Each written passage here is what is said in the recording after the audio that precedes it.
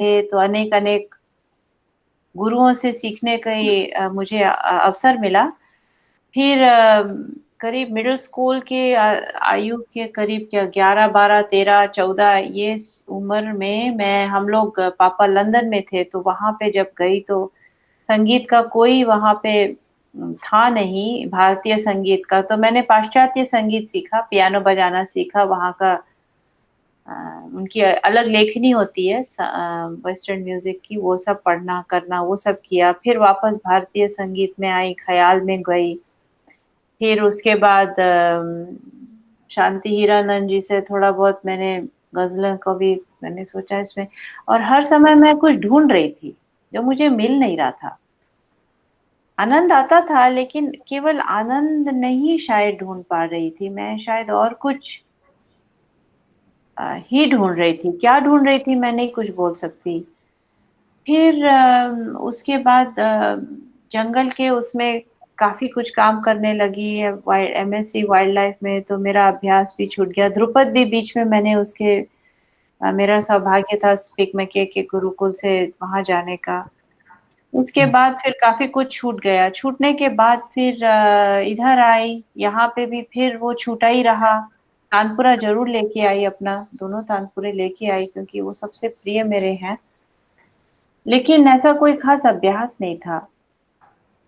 फिर जब वापस बच्चे हुए, थोड़े बच्चे बड़े होने लगे, थोड़ा सा फिर अकल आने लगती। जब बच्चे छोटे होते हैं अकल थोड़ी सी खत्म हो जाती है हम लोग की, एकदम बच्चों में ऐसे लग जाते हैं हम लोग। खासकर यहाँ पे जब मदद नहीं होती तो बिल्कुल ऐसे लगता है कि बिल्कुल एक फेंटा हुआ जैसा कुछ मठा जैसा हो जाता है, अंदर कोई विचार बैठता नहीं है। फिर उसके बाद जब धीरे धीरे बच्चे थोड़े थोड़े बड़े होने लगे, उनको सिखाने के प्रयत्न में मैंने खुद ही सिखाना शुरू किया यहाँ पे। अपना भारतीय सारेगामा पलटे करवाना, थोड़ा बहुत खरज करवाना, ये सब करवाते करवाते फिर धीरे धीरे जब अपने यूनिवर्सिटी में मैंने पढ़ाना शुरू किया, यहाँ पे हिंदी के माध्यम से हिंदी पढ़ाना, भाषा भी पढ़ाना शुरू किया, तब मुझे एक बहुत ही अनोखे व्यक्ति से मिलने का अवसर मिला, सौभाग्य मिला।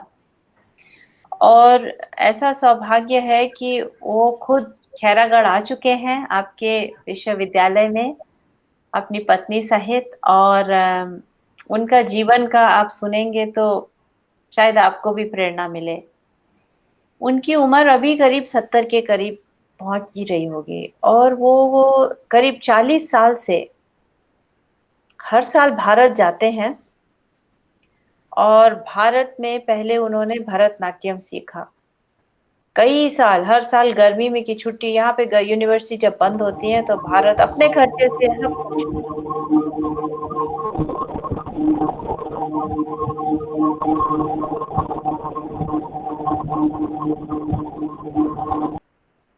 हाँ, अपने खर्चे से हर साल जाना। और एक उन्होंने गुरु ढूंढे, कई एक ढूंढो, ढूंढ ढूंढ के हर एक ट्राई कर करके फिर उन्होंने भरतनाट्यम पूरा सीखा। ये नहीं कि उनको आता नहीं था, यहाँ ऑलरेडी वो फैकल्टी थे बैले के, कंटेम्प्ररी डांस के। उनकी अपनी खुद की एक डांस कंपनी है उनकी और उनकी पत्नी की मिलके। उनका नाम है पैट्रिक, पैट्रिक सूजो। शायद आप में से उनके किसी किसी में से शायद उनकी मुलाकात भी हुई हो। फिर उन्होंने भरतनाट्यम पूरा सीखा। फिर उन्होंने यहाँ यूनिवर्सिटी में एक क्लास शुरू करवाई, eastern dance, south Asian, east Indian dance. West Indies भी होता है यहाँ पे, वेस्ट इंडीज भी एक इलाके का नाम है। तो ईस्ट इंडियन डांस करके, क्लासिकल डांस करके, थोड़ा बहुत वो भरतनाट्यम। वो मेरी उनकी क्लास जब उनसे मैं मिली तो बहुत प्रभावित हुई।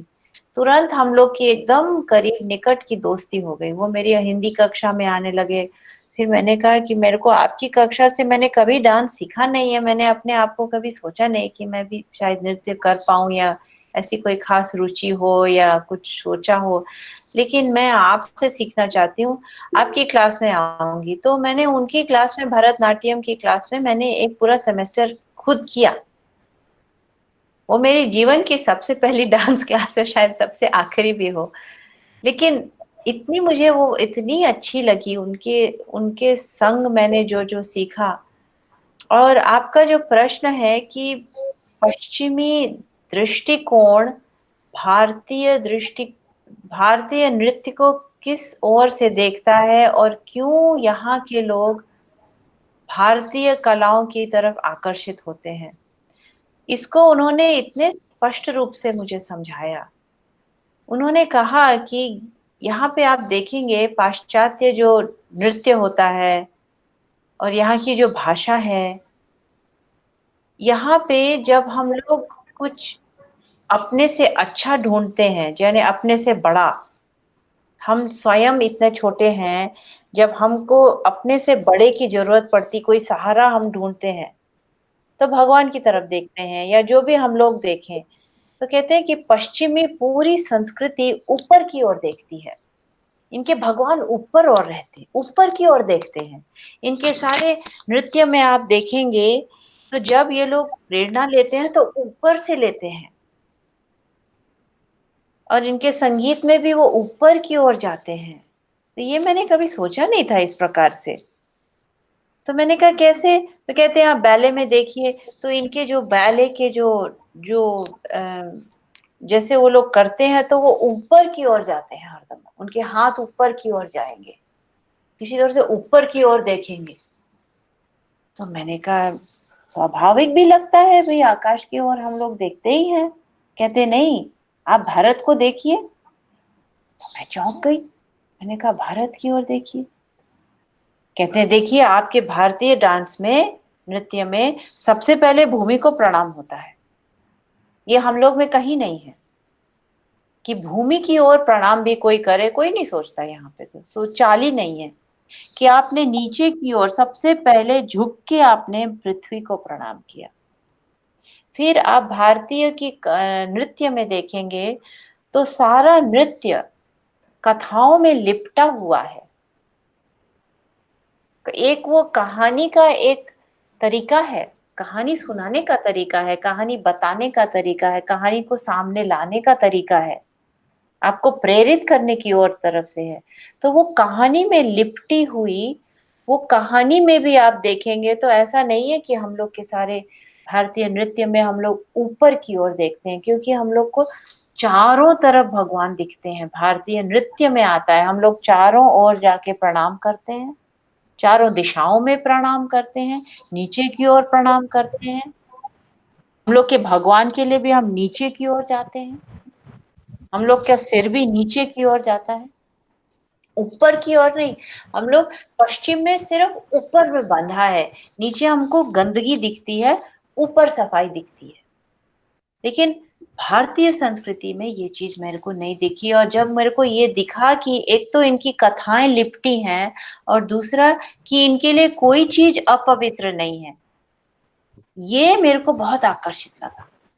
तो सबसे पहले वो इसलिए वो भारत की ओर आए।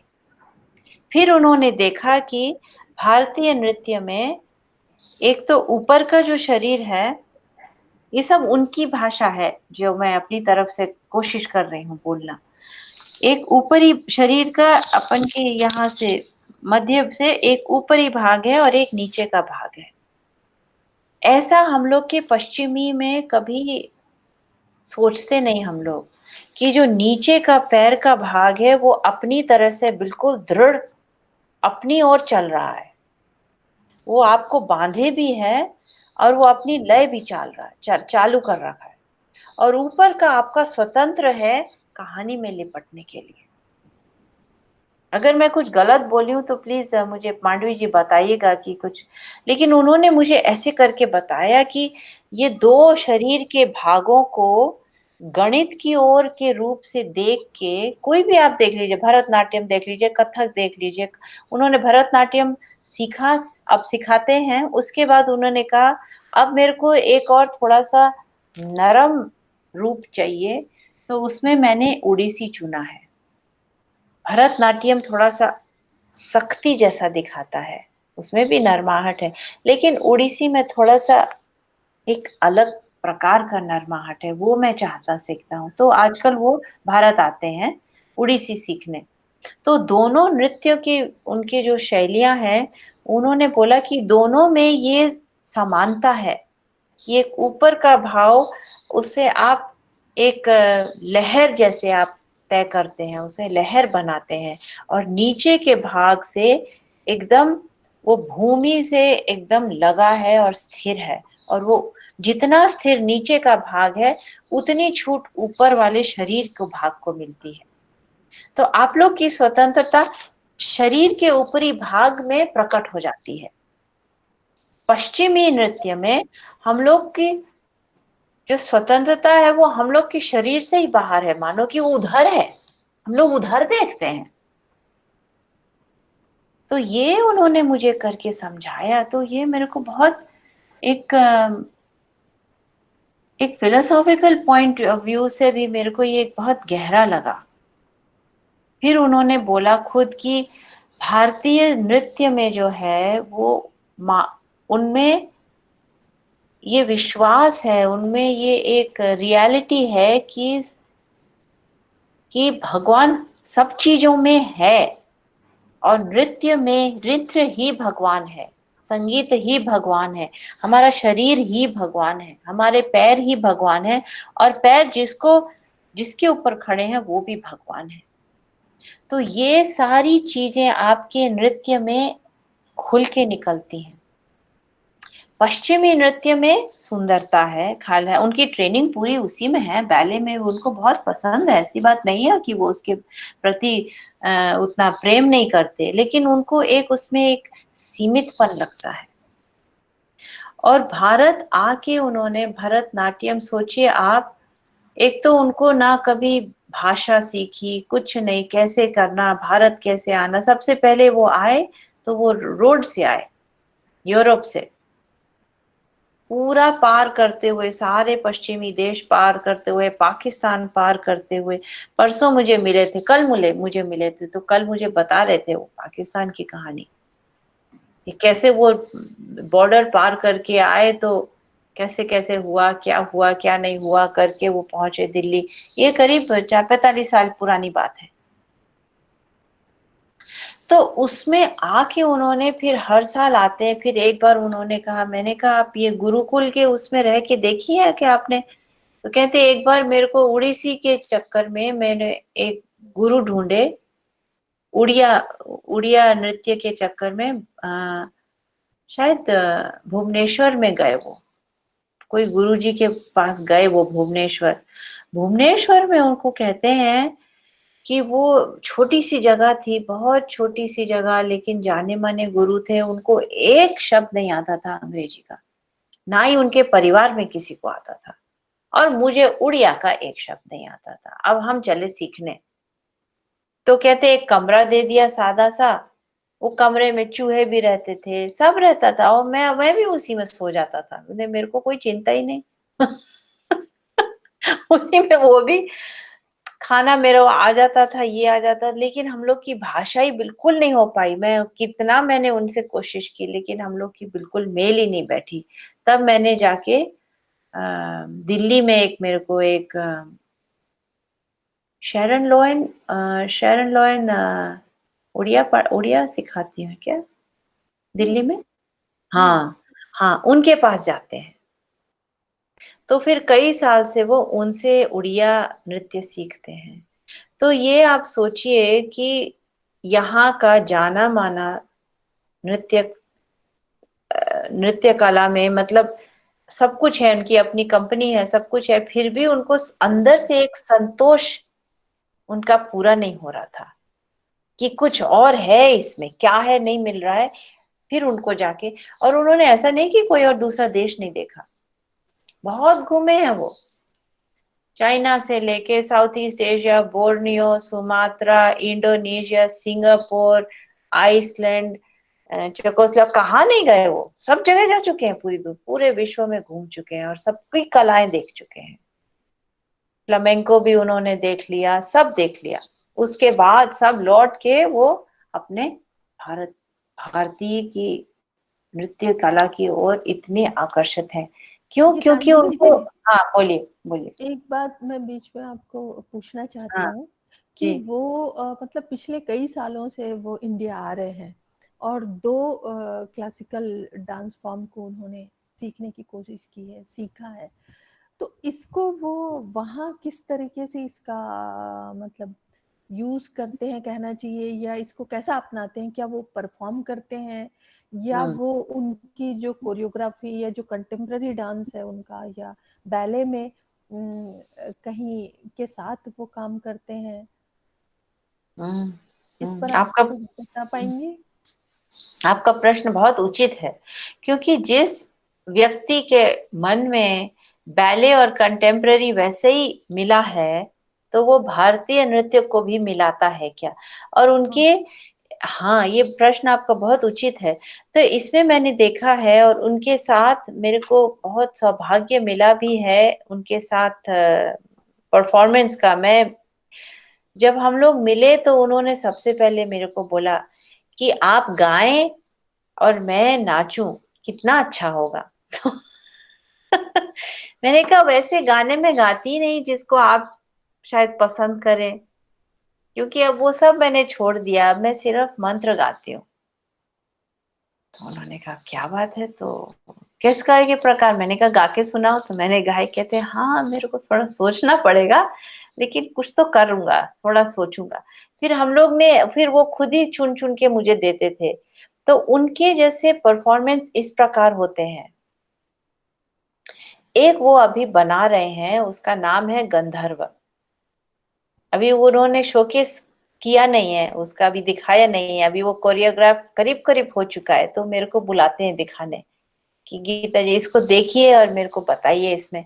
तो उसमें मुझे अंश दिखते हैं, कंटेम्प्रेरी के भी अंश दिखेंगे। तो जैसे बहुत अच्छा। भारतीय नृत्य, वो बोलते हैं कि जैसे देश कैसा, इतना, जैसे है तो हमारा देश बड़ा, ऐसा तो मैं नहीं बोलूंगी कि छोटा है, लेकिन अमेरिका के देश भूमि की अगर नपाई देखी जाए तो बहुत छोटा ही है ना देश। और इतनी से भारत में कितनी भरी आबादी है। मतलब हम लोग छोटी छोटी जगह में रह लेते हैं, हम लोग के गांव छोटे होते हैं। एक एक किसान के पास इतनी सी जमीन होगी, उतने में काम कर लेगा। हम लोग एक घर में 12-15 लोग आराम से रह लेंगे। तो हम लोग को ऐसे छोटे छोटे सट के रहने की आदत है।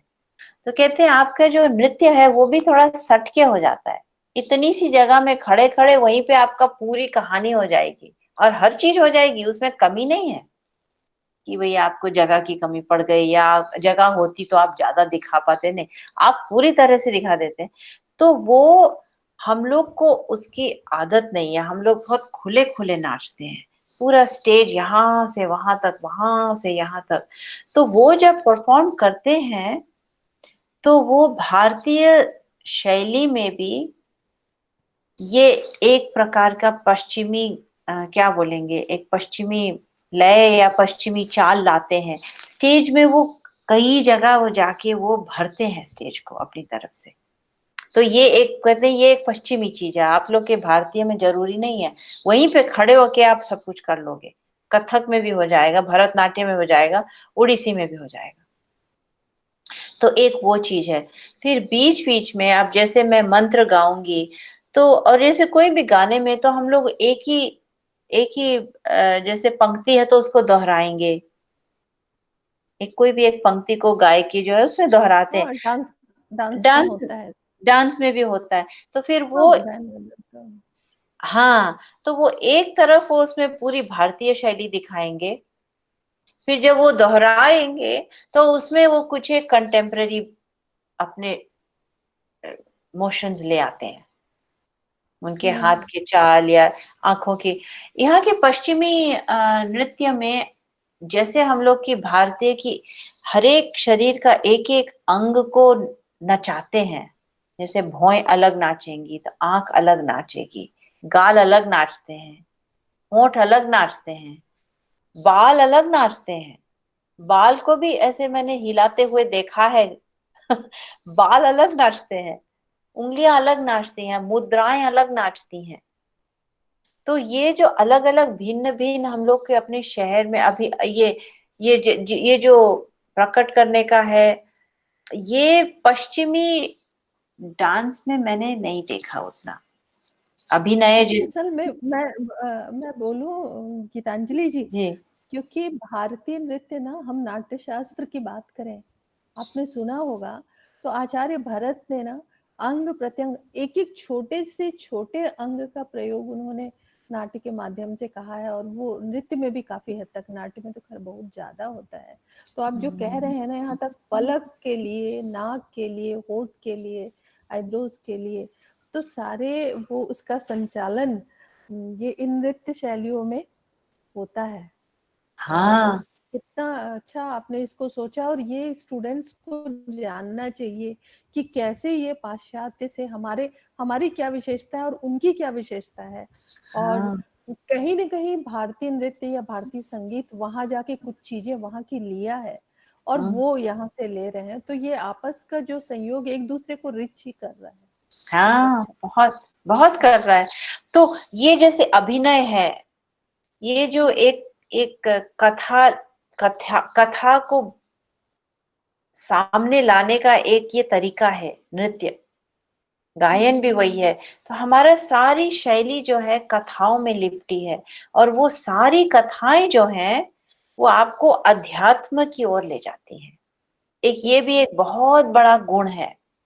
ये कहते हैं ये भारतीय नृत्य शैली का एक बहुत एक उसका एक क्या बोलेंगे ध्रुव तारा है, हम्म। जो पश्चिमी नृत्य में हो ना हो गलती से हो।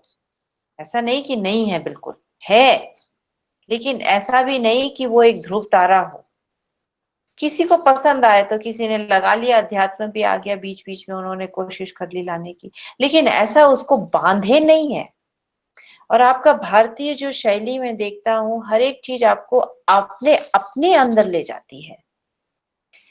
सब कुछ अलग अलग नाच रही हैं, आंखें, पलक, भौएं, बाल, कान बाहर वाले को आकर्षित कर रही हैं, और लेकिन दृष्टि आपकी अंदर जा रही है। ये बहुत जो अच्छा। चीज है, ये जो चीज है पाश्चात्य में नहीं है। उनका बाहर का रहता है और बाहर ही रह जाता है। ये एक बहुत उनका वो है। और इन लोग के जो, जहां तक मैंने देखा है, मैं हर सेमेस्टर इन लोग के अपने डांस परफॉर्मेंस जाती हूँ, और कई सालों से जाती आ रही हूँ। तो इनके मॉडर्न डांस में और बैले में जो मैंने देखा है, और फोक भी आता है, जो भी आता है, उसमें जो जो मैं देखती हूँ तो मुझे दिखता है कि वो लोग थोड़ा सा फ्री फ्लोइंग, जिसको हम लोग बोलेंगे फ्री फ्लोइंग, उनका डांस रहता है। तो जैसे अभी स्टूडेंट होगा, अभी उसने 2 साल सीखा है, मान लो 2 ही साल से सीख रहा है कोई बच्चा, तो 2 साल के अंदर उसको बोलेंगे कि आप एक कोरियोग्राफ करिए डांस, और उसको आप डांस करिए। मतलब हम लोग तो सोच भी नहीं सकते कि 2 साल के अंदर हम पेश हों, कि हमारे गुरु जी हमको खड़ा कर दें स्टेज के ऊपर। हम लोग सोच भी नहीं सकते, इतनी हम लोग की ट्रेनिंग होती है। संगीत में भी देख लो, नृत्य में देख लो, लेकिन यहाँ पे एक बिना परफॉर्मेंस के उनका जो लक्ष्य है वो पूरा नहीं होता। लेकिन चूंकि भारतीय संगीत, भारतीय नृत्य अध्यात्म की ओर जाता है, अगर वो आप स्वयं में भी करें तो भी वो आपकी आपकी आत्मा को पूरी तरह से शांति देगा। ये नहीं कि आपको ऑडियंस की जरूरत है, आपको तालियों की जरूरत है, या फिर आपने जब तक उसका परफॉर्मेंस करके आपने टिकट नहीं भेजी, आपका बड़ा नाम ना हो उसमें आप असफल रहे, नहीं, ये नहीं है। तो ये एक बहुत बड़ी चीज है अपन के भारतीय संगीत में, भारतीय कलाओं में। और ये आपने नाट्य शास्त्र की ओर से जो आपने रुचि थोड़ा सा एक संकेत किया, ये बहुत सुंदर तरीके से जो लिपटा हुआ है, ये तीनों जो चीजें लिपटी हुई हैं। यहाँ पे तो म्यूजिक डिपार्टमेंट अलग है, थिएटर डिपार्टमेंट अलग है, संगीत डिपार्टमेंट अलग, संगीत का तो स्कूल ही अलग है। मतलब वो तीन कहीं मेल ही नहीं खाते। और हम लोग के यहाँ बिना उसको अलग किए आप अलग ही नहीं कर सकते। ये एक बहुत बहुत मुख्य, बहुत महत्वपूर्ण इसका ये एक भेद है दोनों के बीच में। तो ये तीनों को लिपटना, कलाओं को लिपटना, आर्ट, थिएटर, म्यूजिक, ये तीनों को लिपट के एक में आना, और एक ही सटी हुई जगह में, इतनी सी 4 फुट बाय 4 फुट जगह में ये तीनों कलाओं को, ये तीनों डिपार्टमेंटों को सामने ले आना, और सामने ला के वो चाहे आप तक पहुंचे ना पहुंचे, वो अपने अध्यात्म की ओर लेके जाए। ये एक बहुत ही अनोखा अपना गुण है, और इसको समझने के लिए और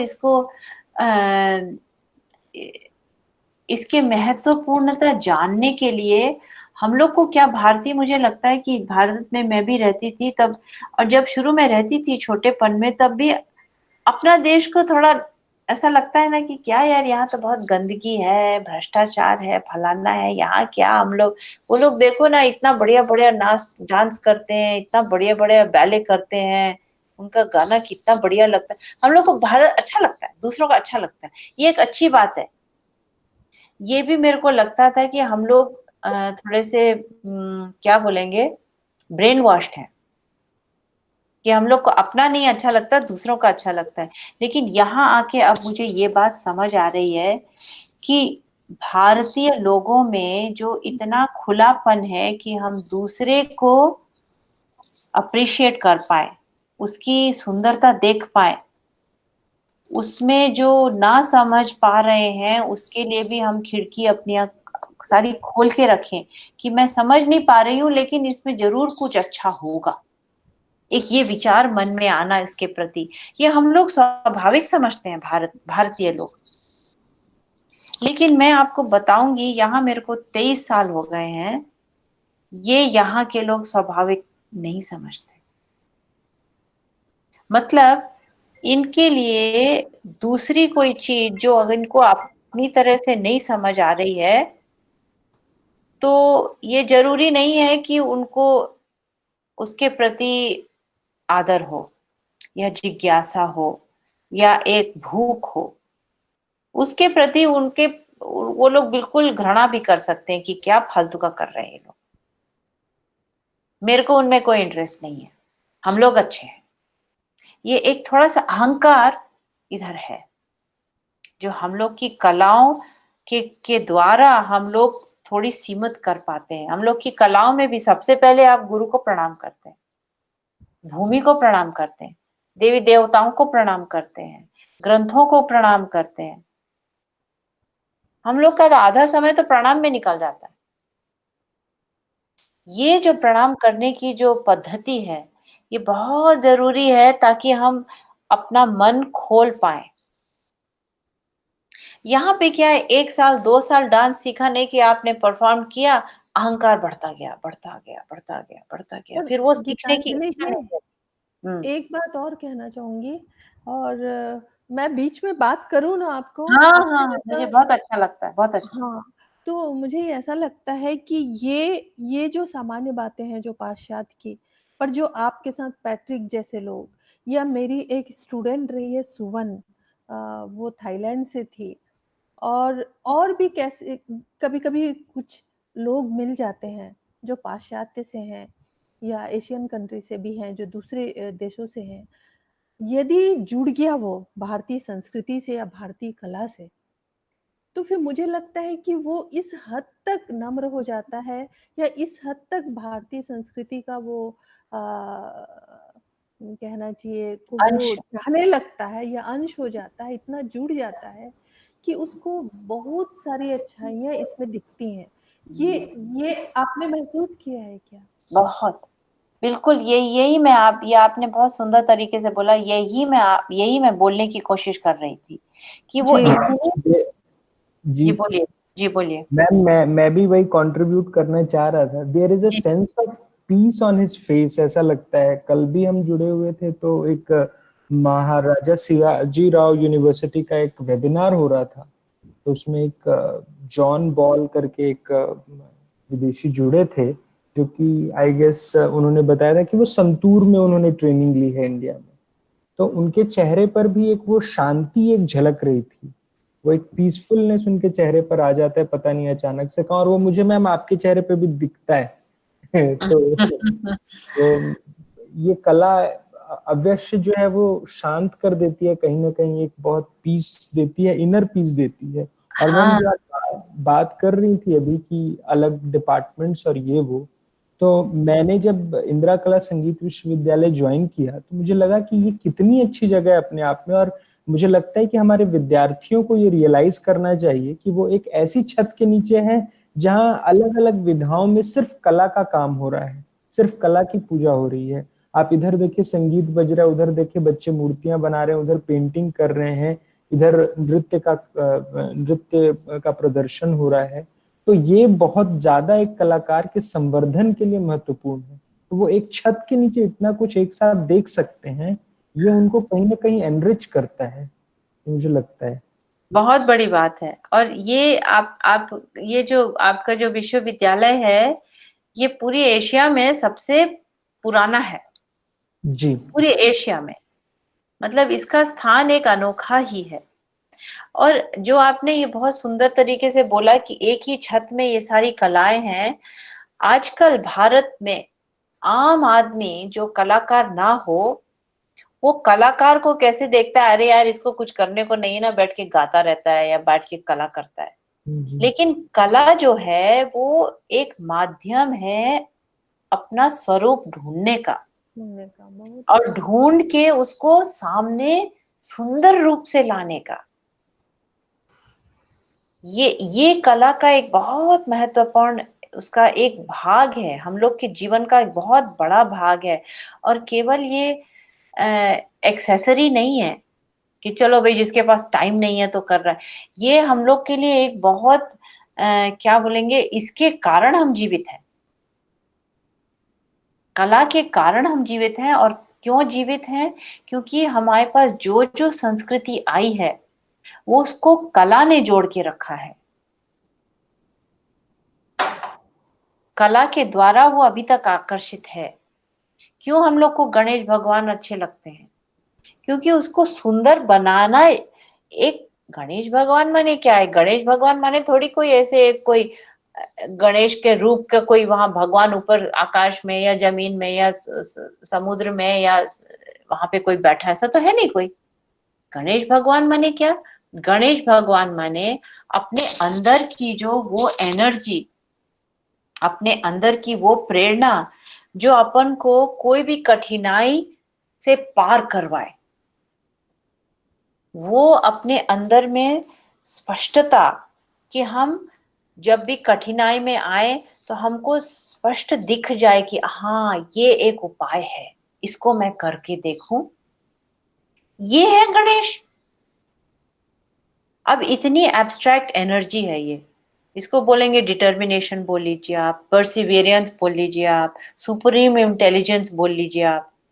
भाई इतना इज एन एब्स्ट्रैक्ट नाउन, इसको आप कहाँ तक लेके। लेकिन देखिए कला, कला के द्वारा उसको एक कितनी सुंदर एक मूर्ति दी गई है। वो मूर्ति इतनी सुंदर है कि वो कलाकार थकते नहीं बनाते, इतनी सुंदर है वो। ये तो एक ही एग्जाम्पल है। ऐसा थोड़ी है कि गणेश जी वैसा ही दिखते हैं, और गणेश जी हम लोग के अंदर है, वो है असली गणेश जी। शिव भगवान हम लोग के अंदर है। शिव भगवान कौन सी एनर्जी है? वो भी एक एनर्जी है। शिव शिव भगवान माने जो शांत हो, शांति, जो शम है संस्कृत का शब्द, उससे बने हैं शिव भगवान।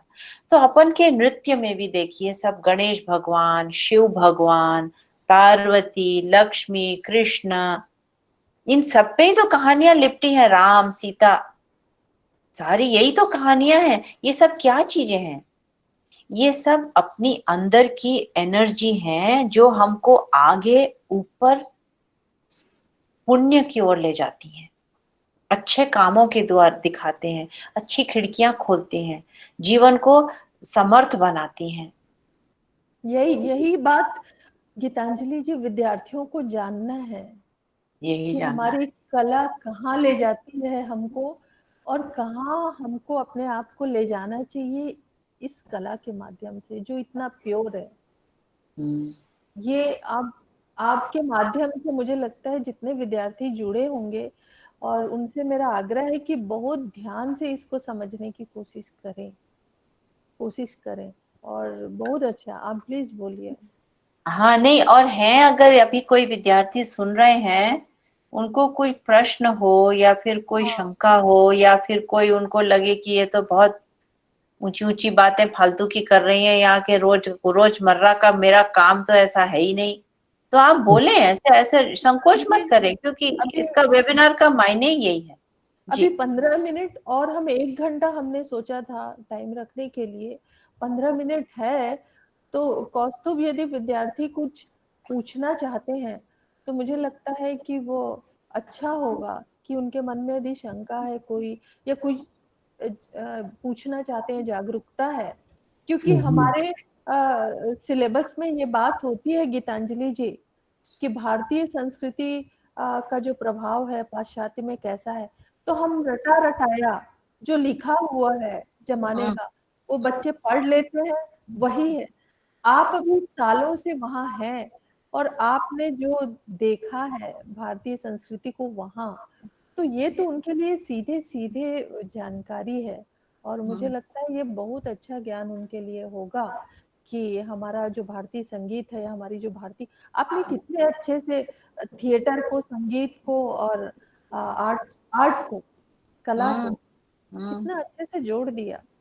और नाट्य शास्त्र है वही है ही वही, जुड़ा वही हुआ है। जुड़ा। ये उसको देखना, इन लोग क्या, मुझे अक्सर ऐसा लगता है जब मैं विद्यार्थियों को जानना चाहती हूँ, मेरे से बहुत ज्यादा तो खुल के वो बात नहीं हो पा रही अभी पिछले 9-10 सालों से विषय को लेकर, पर जो मैं महसूस करती हूँ, ये देखती हूँ कि हम जो सीख रहे हैं, हमारा जो सिलेबस है, बस, तो उससे उनको ये नहीं पता कि उससे वो बंध रहे हैं और वो आगे उनको छटपटाहट रह जाएगी। तो ये वो जाने कि इसकी गहराई, इसका जुड़ाव, इसका संबंध, इसको देखने के लिए उनको कितना कुछ और देखना है, हम्म। ये जानना चाहिए। तो आपकी बातें मुझे इतनी असर कर रही हैं, और मुझे लगता है स्टूडेंट्स को भी ये समझे। और यदि उनका कोई क्वेश्चन है तो कौस्तुभ प्लीज तुम गीतांजलि जी के साथ रखो। जी जी जी मैम, हमने मैम चैट बॉक्स में भी कहा हुआ है, और मैं ऐसे भी अनुरोध कर रहा हूँ विद्यार्थियों से कि अगर आपका कोई सवाल है या अगर आप कोई बातचीत हमारी स्पीकर डॉक्टर गीतांजलि तिवारी से करना चाहते हैं तो आप सीधे भी उनसे जुड़ सकते हैं। आप अपना माइक अनम्यूट करें और अपना सवाल आप सीधे रख सकते हैं, उनसे बातचीत सीधे कर सकते हैं। क्योंकि मैम टैगोर ने भी तो कहा है ना, that art is knowing thy self. खुद को जानना हम्म। जो है वो सबसे बड़ी मतलब कला का उद्देश्य सबसे बड़ा यही होता है। और हाँ। अभी आप गणेश जी की बात कर रही थी मैम, तो मुझे एक नाटक याद आता है। गिरीश कर्नाड जो प्लेराइट हैं, उनकी अभी हाल फिलहाल में मृत्यु हो गई।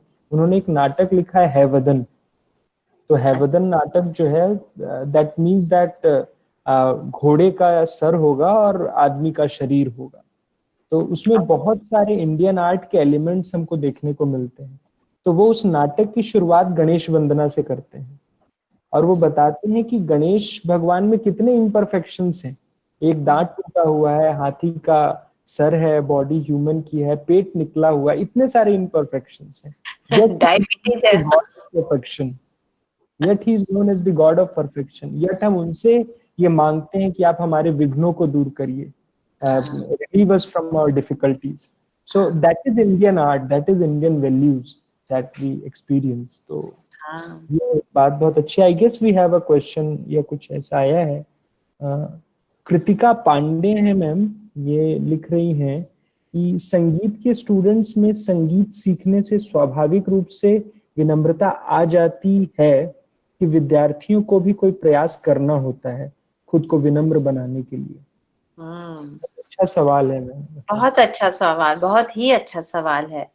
विनम्र, विनम्र बनाने के लिए खुद का प्रयास, मैं तो ये कहूंगी इसका, जैसे जैसे आपको दिखता है कि मुझे कितना कुछ और करना है, कितना कुछ और सीखना है, कि जितने ज्यादा मैं साल पढ़ती जाती हूँ, अगर मैंने 4 साल विश्वविद्यालय में निकाल लिए तो जितने साल जैसे लगता है पहले आओ तो लगता है बिल्कुल कुछ भी नहीं आता, चलो एक साल में मुझे कुछ आने लगेगा, लेकिन जितने जितने साल वहां निकालो पढ़ते पढ़ते उतना एक ही चीज मेरे को आभास होता है कि मुझे अभी तो कुछ ही नहीं आता। 10 साल सीख के और लगता है कि अब तो और भी कुछ नहीं आता। ये हाँ क्यों आभास होता है? क्योंकि तब दिखने लगता है कि कितना कुछ है। नहीं तो शुरू में तो बस अपन को इतना ही दिखता है, तो ऐसा लगता है वहां वहां पहुंच जाऊं, एक डिग्री मिल जाए तो बस मेरे को सब कुछ आ जाएगा। फिर वहां जाते जाते तो अपना दृश्य खुलता है, जैसे जैसे हिमालय आप चढ़ते जाएंगे तो आपको पूरा का पूरा भारत दिखने लगेगा, और ऊपर चढ़ेंगे तो आपको पूरी दुनिया दिखने लगेगी, लेकिन नीचे से तो वही दिख रही है चोटी। तो ये जो दृष्टिकोण है, जब ये दृष्टिकोण जैसे जैसे आप स्वयं आगे कदम रखेंगे वो आपकी दृष्टि बढ़ाएगा। वो दृष्टि जब बढ़ेगी तो उसको सब दृष्टि, इतनी सारी दृष्टि को स्वीकार करने करने की क्षमता जो है उसको विनम्रता बोलते हैं। नहीं तो आप देख ही नहीं सकते सब कुछ। तो वो जो ज्ञान प्राप्त होता है ये पथ पर सीखने के लिए, वो अपने आप ही आपको विनम्रता लाएगा, क्योंकि उससे आपकी दृष्टि खुलेगी। लेकिन आपको अपनी तरफ से रोज नियमित रूप से हर चीज, हर प्रकार में, हर दिन में, हर कार्य में अपने आप को अंदर की ओर जाना है। जब आप अंदर की ओर जाएंगे तब आपने अपने आप ही आप विनम्र होते जाएंगे। अंदर की ओर नहीं जाएंगे तो विनम्र नहीं होंगे। तब जैसे ये जो इन्वेडर्स आते हैं रूल करने दूसरे देश को, फिर वो एक दृष्टि लेके आते हैं। वो वाली दृष्टि नहीं चाहिए हम लोग को, जिसमें आपको एक लक्ष्य दिख रहा है और उसको लेके ही छोड़ूंगा, नहीं। वो एक अलग दृश्य होता है। लेकिन जब आप अपनी आंख खोल के देखें, लेने के भाव से नहीं देखें, देखने के भाव से देखें, तो वो अपने आप विनम्र, एक चीज ही वो विनम्र होती है। एक और पता नहीं, शायद उत्तर दे पाई नहीं दे पाई आपके। नहीं नहीं, बिल्कुल सही। आप अंदर की बात, अंतर मन की बात, आप कृतिका का क्वेश्चन था ना? हाँ जी जी जी मैम, उसने तो मतलब आई गेस एक्सटेंड किया अपने क्वेश्चन को। वो कह रही है कि क्या संगीत में डूबने या सीखने के लिए एक विशेष माहौल की आवश्यकता होती है मैम? अब अभी पैट्रिक की बात कितना अच्छा एग्जाम्पल था। एक हम्म कमरा जहाँ चूहे भी थे, हम्म। और आपने जो बताया उनको कितनी तकलीफ रही होगी, फिर भी हाँ सीखा। सच है। खैर आप आंसर दीजिए प्लीज।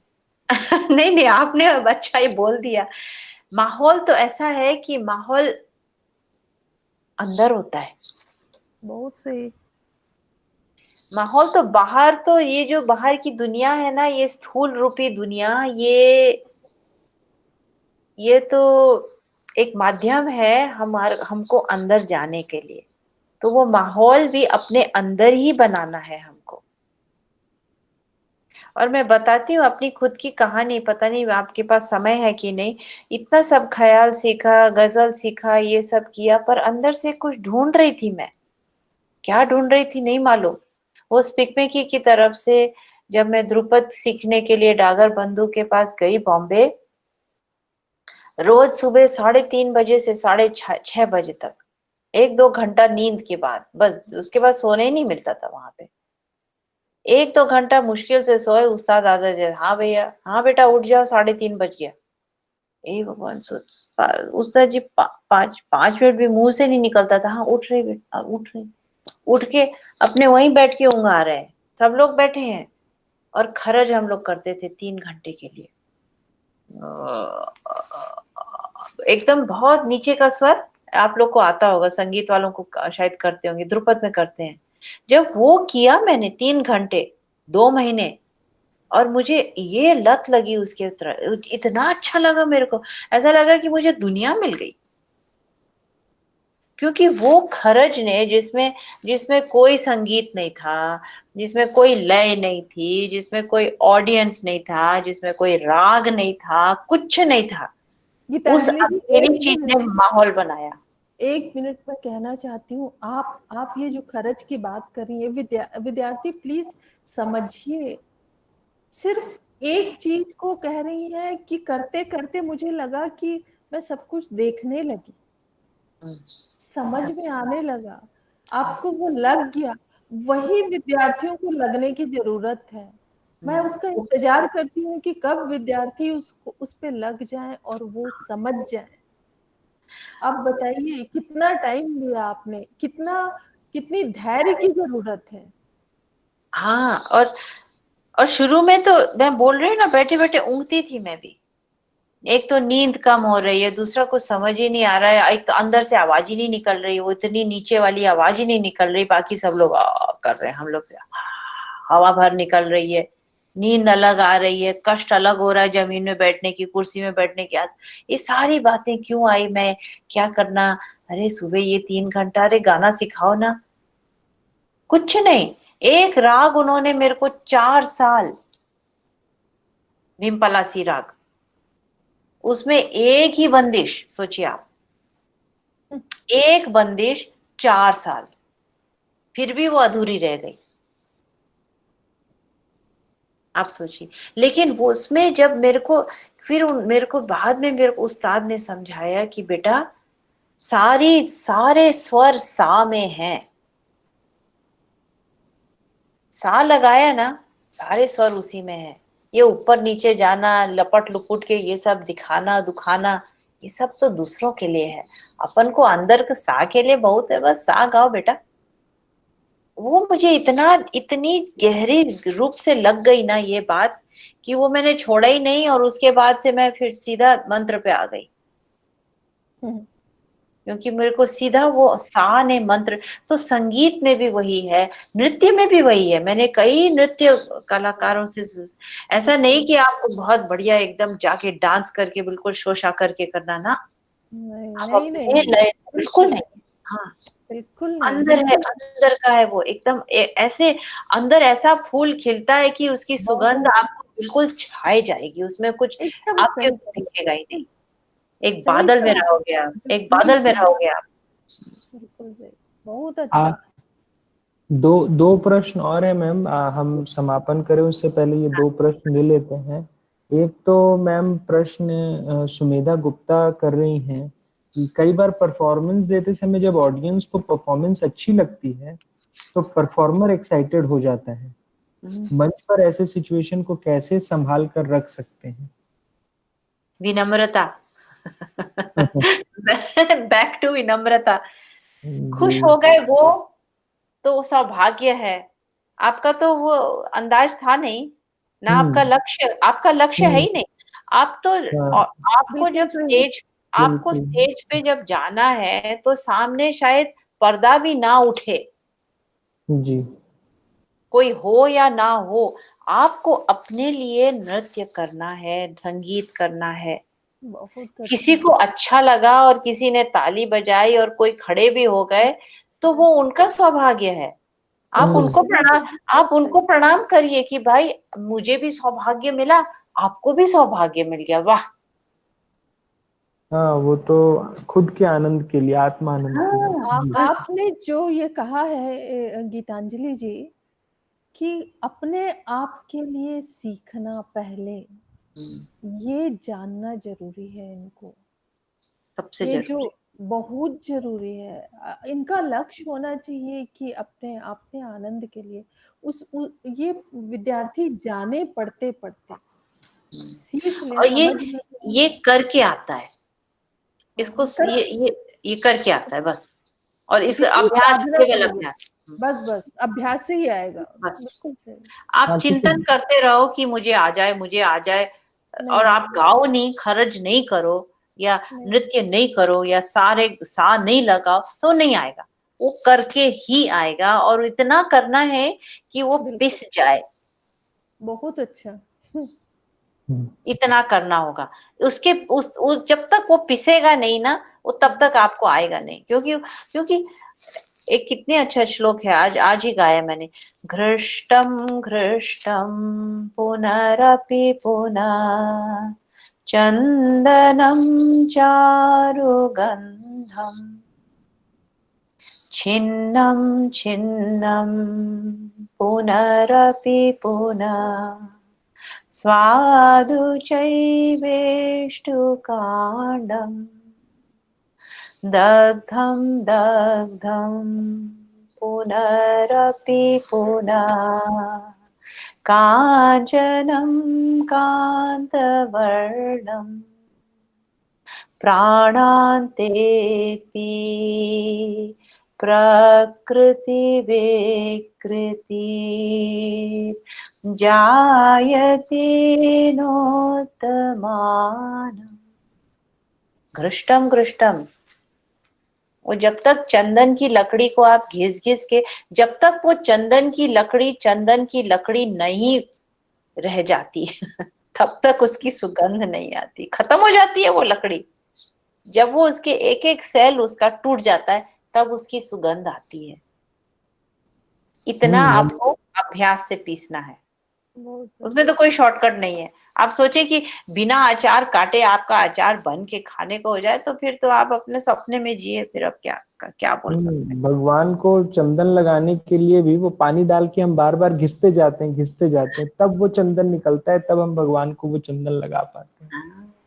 और वो चंदन बचती थोड़ी है, वो लकड़ी खत्म। हाँ, वो खत्म होती है। प्राणांते भी, हम लोग भी वैसे ही हैं। जब हम लोग के प्राण अंत तक पहुंच जाएंगे ना, जब पूरे प्राण खत्म होने को आ जाएंगे, तब हमको लगेगा हे भगवान, मैंने ये जो असली काम था वो तो किया ही नहीं, इसलिए अभी अभी कर लो अभी घिस लो। जी मैम, क्योंकि वो जो ये बात हुई मैम, खुद को जानने के लिए ये बहुत ज्यादा जरूरी है, क्योंकि आजकल जो है हम खुद को जानने से ज्यादा हम इस चीज पे जा रहे हैं कि हम टीवी पे आ जाएंगे, हम आर्टिस्ट बन जाएंगे, हम बड़े कलाकार हो जाएंगे। ये चीजें ऑब्जेक्टिव में ज्यादा आ जा रही हैं, खुद को जानना ऑब्जेक्टिव नहीं रह गया। तो ये विद्यार्थी जरूर सुने, ये बहुत अच्छी बात है। खुद को हम लोग आजकल चाह रहे हैं कि मैं अपने आप को जानू ना जानू, मुझे दूसरे लोग जान ले। अरे वाह, जी बहुत सही बात। दूसरा क्या जानेगा जब आपने खुद ही को नहीं जाना। ना होता मैं तो क्या होता गाले बोल गए भैया। जी बहुत सही बात है मैम। एक अंतिम प्रश्न हम आज का लेंगे। ये ma'am professor Rajan Yadav, department of Hindi के हैं, उनका प्रश्न है मैम, ये हमारे फैकल्टी मेंबर हैं। भारतीय कला इतनी प्रभावी है, फिर भी युवा पीढ़ी पश्चिम का ज्यादा अनुकरण क्यों कर रही है? इस विषय पर आप क्या संदेश देना चाहेंगे? भारतीय कला ही क्यों, भारतीय कौन सी चीज प्रभावित नहीं है? फिर भी हम लोग को पाश्चात्य अच्छा लगता है। पाश्चात्य के प्रति हम लोग का जो युवा लोगों का जो झुकाव है, उसका कारण जो है वो बहुत क्या बोलूंगी, the success of the invaders. इन लोग ने, जो अंग्रेजों ने आके जो भारत को लूटा है, जो जिस तरीके से उन्होंने अपनाया था इस देश को, वो इतनी सफलता से किया, उन्होंने इतनी गहरे रूप से किया। सबसे पहले उन्होंने, उनका सबसे प्रथम काम था गुरुकुलों को हटाना। जिस पद्धति से हमारे सारे संस्कृति आई है, वो लोग समझ गए कि ये लोग को वैसे जैसे आम देशों को हमने लूटा है, इस देश को हमने, मतलब आधी दुनिया को लूटा था। ऐसी कोई मजाक की बात नहीं है अंग्रेजों ने। British Empire ruled half of the globe. ऐसा नहीं कि केवल इंडिया को लूटा, बहुत अनुभव था उनको, बहुत देशों को लूटने का अनुभव था। फिर भी वो भारत को लूट ही नहीं पाए, भारत की संस्कृति को हिला ही नहीं पाए। उनको कहते थे हम इन लोग को नंगा भी कर देंगे तो भी ये लोग नाचते रहते हैं।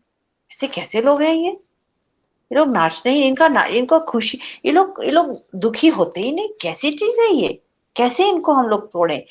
तो उन्होंने इतने सफलता पूर्वक, सबसे पहले, फिर वो लोग ने बहुत सोचा समझा, सबसे पहले गुरुकुल हटाओ तो इनकी संस्कृति का जो एक माध्यम है वो खत्म हो जाएगा। उसके बाद इन लोग को समझाओ कि आप लोग अनपढ़ हैं, क्योंकि आप लोग अंग्रेजी नहीं पढ़ सकते, क्योंकि आप लोग पैंट नहीं पहन सकते, इसीलिए आप लोग बेवकूफ हैं, आप अनपढ़ हैं, आप अंगूठा छाप हैं, आप में बुद्धि कम है। फिर इन लोगों में और डालो, इनके मन में अपने ही प्रति विरोध के विचार डालो कि कैसे बेवकूफ भगवानों को विश्वास करते हो, पूजते हो, कहाँ उनके खून टपक रहा है उनके मुंह से, उनको पूजते हो आप। इस प्रकार के वो दृश्य सामने लाए। और हम लोगों ने, भारत ने, जब अपना भारत स्वतंत्र हुआ तो जो भी कारण पॉलिटिकल था, जैसा भी हुआ, लेकिन हुआ ऐसा कि हम लोग ने उनकी पाश्चात्य एजुकेशन पॉलिसी और सिस्टम हम लोग ने अपना लिया। तो पर हम लोग अपने, गीतांजलि जी, हाँ एक मिनट कि हम आज की बात यदि करें, वो तो खैर उन्होंने ये सब किया और आए यहाँ यहाँ राज किया उन्होंने, पर आज का, आज तो हम स्वतंत्र हैं और उसके बाद हम सोच रहे हैं, पर जो बाहर से व्यक्ति आ रहा है वो मतलब हमारी संस्कृति को या इसको अपना रहा है। अभी जो युवा की बात राजन यादव कर रहे हैं कि वो क्या है, क्यों आकर्षित हो रहे हैं आज की तिथि में। तो वो जो उन्होंने किया ना, गुरुकुल हटा दिए, हाँ। और अंग्रेजी एजुकेशन सिस्टम में पूरी उन्होंने इतिहास दोबारा लिख के दी हमको। जो इतिहास हम भारत के बारे में पढ़ते हैं वो उन लोग का लिखा हुआ है। किन लोग का? अंग्रेजों का। तो वो अपने अपने को बढ़ाते हुए लिखेंगे ना, वो थोड़ी अपने को गिराते हुए लिखेंगे। और आपको अभी भी गिरा ही रहे हैं वो, और हम लोग वही पढ़ते हैं। तो मैं भी वही विश्वास करती थी। मैं आपको बता तो रही हूँ, मैंने भी पूरा अंग्रेजी ही पढ़ा है, दिल्ली में आपका पढ़ी हूँ मैं। आपका तो पूरा मेरा एजुकेशन अलग पूरा अंग्रेजी है। अलग फील्ड में हुआ भी है। नहीं नहीं, फील्ड तो छोड़िए, मैं पूरी इंग्लिश मीडियम में पढ़ी हूँ। और मेरे स्कूलों में लोग ने मुझे पढ़ाते थे कि भारत में 2-3 अलग लैंग्वेज ग्रुप्स हैं। संस्कृत से दक्षिण भारत को कोई मतलब नहीं है। द्रविड़ एक अलग ही लोग हैं। द्रविड़ की भाषाएं कहीं और से आई हैं। भारत में जितनी संस्कृति आई है वो अंग्रेज लेके आए थे। आर्यन इन्वेजन में अंग्रेज लोग आए हैं भारत। वो लोग पद्धति लेके आए हैं, वो लोग संस्कृति लेके आए हैं। आप लोग तो जंगली। ये सब पढ़ा है मैंने, और मैं इसको विश्वास करती थी क्योंकि स्कूलों में हमको पढ़ाया जाता था। हम लोग बच्चे रहते हैं, बच्चे तो विश्वास करते हैं। ये मैंने कब प्रश्न करना शुरू किया, जब मैंने यहाँ पे यूनिवर्सिटी में, जब साउथ एशियन स्टडीज मैंने प्रोग्राम बनाना शुरू किया, तब मेरे मन में खुद विचार आने लगे कि ऐसा कैसे हो सकता है ये। तब मैंने शोध करना शुरू किया, चिंतन शुरू करना किया, पढ़ना लगे। अंग्रेजी छोड़ो, हिंदी के द्वारा अलग अलग सोर्सेस से पढ़ने लगी। तब मेरे को समझ आया कि ये सारी झूठ बातें हैं, सारी झूठ इतिहास के नाम से हमको पढ़ाई जाती है। हम उसको विश्वास करते हैं, और विश्वास करेंगे तो हम लोग ने स्कूलों में पढ़ा है कि भाई जो अंग्रेजों ने किया तो कितना अच्छा किया, रेलवे सिस्टम लेके आए, मॉडर्निटी लेके आए। नहीं तो हम लोग यहाँ तो महिलाओं को पीट पाट के रखते थे। विधवा सिस्टम में देख लो, सती सिस्टम देख लो। अरे सती से ज्यादा यहाँ पे डोमेस्टिक वायलेंस होता है, उसको कौन बोलेगा? सती से ज्यादा, आज की तारीख की बता रही हूँ मैं। सती तो हम लोग की खत्म हो गई, आज की तारीख बता रही हूँ। और कोविड के कारण और जो बढ़ गया है, क्योंकि यहाँ संस्कृति नहीं है। भाई भाई में इन लोग के मेल नहीं बैठता, पैसे के पीछे लूटते हैं। अब तो भारत भी वैसा ही हो रहा है, क्योंकि यहाँ पे ना राम है, ना राम के भाई लक्ष्मण है। इतिहास में इन लोग के तो दोनों भाई लड़े हैं, तब तो इन लोग की 2 ब्रांचेस अलग हुई हैं। जी जी जी। तो इनकी संस्कृति वही है, तो इन्होंने वही सिखाया है। और हम लोग जो अंग्रेजी स्कूल से पढ़ते हैं, हम यही विश्वास करते हैं। अब मेरे जो मैंने स्कूलों में पढ़ा वो सब मैंने फेंका निकाल के अपने मन से, सब हटाया। हटाने के बाद अब मैं अपना जो नया शोध करती हूँ वो मैं डालती हूँ और वो मैं पढ़ाती हूँ। तो इसीलिए आकर्षित होते हैं, क्योंकि हम लोग अपने आप को ये मान रहे हैं कि जो हमने पढ़ा वो सही है। क्या पढ़ा? कि ये लोग बहुत अच्छे हैं, बहुत आगे हैं, बहुत सुखी सुखी रहते हैं, बहुत अच्छी चीजें करते हैं। हम लोग पिछड़े हैं, हम लोग रद्दी हैं, हम लोग बेवकूफ हैं। तो भैया आपको आकर्षित किस तरफ होंगे, आप उसी तरफ होगे ना। ये सोचने वाली बात है। जी आपको जो भी ज्ञान मिलता है स्कूलों के द्वारा, इसको जो मिल चुका है स्कूलों में द्वारा, इसको आप अंधाधुंध मत मानिए। ये आप मान के चलिए ये किसी का एजेंडा है, उसके एजेंडा के कारण उसने ऐसा करके रखा है। आप उसको थोड़ा चिंतन करिए कि ये विश्वास के लायक है कि नहीं है। आप जी चिंतन खुद करिए, आप खुद सोचिए। जी तो जी जी ये आकर्षित पन जो है ये अपने आप आपकी आंखें खुल जाएंगी। जी जी हम्म, जी मैम। तो बहुत सही बात है मैम कि हमारा अब जो आपने राम लक्ष्मण और इन सब की बात कही, हमारे ग्रंथ, हमारा इतिहास जो है उसमें बहुत सारी शिक्षा है और हमको उसका अनुकरण करना चाहिए, ये सबसे ज्यादा जरूरी चीज है। और थैंक यू मैम, आज आप जुड़ी। और वैसे तो बात हम जारी रखें यही मन होता है हमारा, मगर I guess vice chancellor ma'am को एक और वेबिनार में आज 10:30 बजे से जुड़ना है, तो इसीलिए आज हम जो हमारा सेशन है वो अ, समाप्त करें उससे पहले मैं मैम से रिक्वेस्ट करता हूँ, वाइस चांसलर मैम, कि वे बात अपनी रखें और उसके बाद हम आज का सेशन समाप्त कर सकते हैं। जी मैम। गीतांजलि जी, आपको मैं अपने लिए तो धन्यवाद क्या कहूँ, पर मैं सबकी ओर से आपको धन्यवाद कहती हूँ, क्योंकि मेरी मेरे तरफ भी जब, हाँ, और आप अपना समय, कीमती समय, क्योंकि आप उन लोगों में से हैं जो आप अपने समय की बहुत कीमत करती हैं और उसके बावजूद आप हमारे साथ जुड़ रही हैं। और मुझे विश्वास है कि आगे भी ज़रूर आप हमारे साथ चर्चा में होंगी और हमारे स्टूडेंट्स जितना ज़्यादा आपको आपसे ले सकेंगे, मुझे लगता है ये उनकी कला के लिए, उनके जीवन के लिए बहुत उपयोगी होगा, क्योंकि ये सारी चीज़ें हमारे हमारे जीवन के लिए ही है। और जीवन और हमारी कला का बहुत, हमारा जितना, जैसी हमारी सोच होगी, जैसे हम दुनिया को देखेंगे, वैसे वैसे हम अपनी कला का विकास करेंगे, हम उसके नज़दीक पहुंचते जाएंगे। और उसके लिए मुझे लगा कि मैं आपके जैसा अच्छा बोलने वाला, जो पूरी तरीके से अपने अनुभव के आधार पर बोल रहा है, इनको नहीं मिलेगा। और मैं स्टूडेंट्स को ये कहना चाहूँगी कि आगे भी जैसे ही आपका प्रोग्राम बने, ये आपसे जुड़ें। और आपने पिछली बार भी कहा था कि ये वैसे भी आपके साथ जुड़ सकते हैं, क्योंकि आपके ऑनलाइन क्लासेस चलती हैं, तो वो सारी चीज़ें इनके लिए अच्छा होगा। तो मैं फिर से आपको धन्यवाद बोलती हूँ और जी शुभकामनाएं। जी, thank you ma'am, thank you Geetanjali ma'am, आज फिर आप हमारे साथ जुड़ी और इतनी अच्छी चर्चा हुई, और इसी आशा में कि हमारी मुलाकात बहुत जल्दी होगी और हम पुनः मिलेंगे और एक अच्छी चर्चा करेंगे। मैं आपको आज के सेशन के लिए बहुत धन्यवाद करता हूँ। मैं वाइस चांसलर मैम को थैंक यू करता हूँ कि आपसे इंट्रोड्यूस करवाया और हमारे बच्चे लाभान्वित हो रहे हैं आपके विचारों से, उसके लिए बहुत थैंक यू है आपका। मैं विजय सिंह को थैंक यू करता हूँ जिन्होंने ये पूरा बिल्कुल।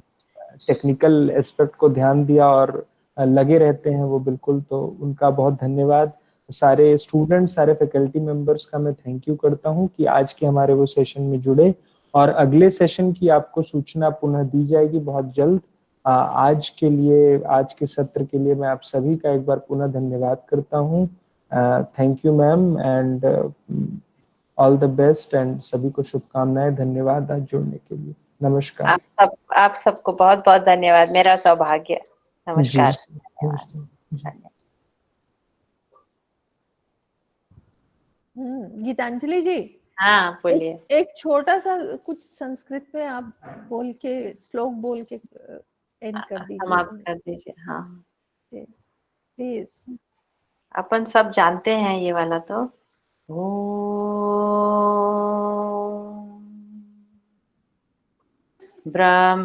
ब्रह्मार्पणं ब्रह्म हविर् ब्रह्माग्नौ ब्रह्मणाहुतम्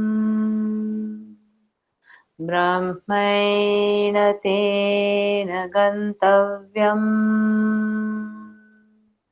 ब्रह्म कर्म समाधिना ॐ शान्ति शान्ति शान्ति हरिः ओम श्री गुरुभ्यो नमः हरिः ओम।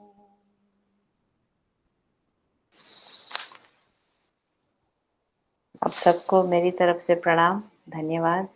बहुत खुशी मेरा सौभाग्य। पुनः मिलेंगे। जरूर। नमस्कार। मुझसे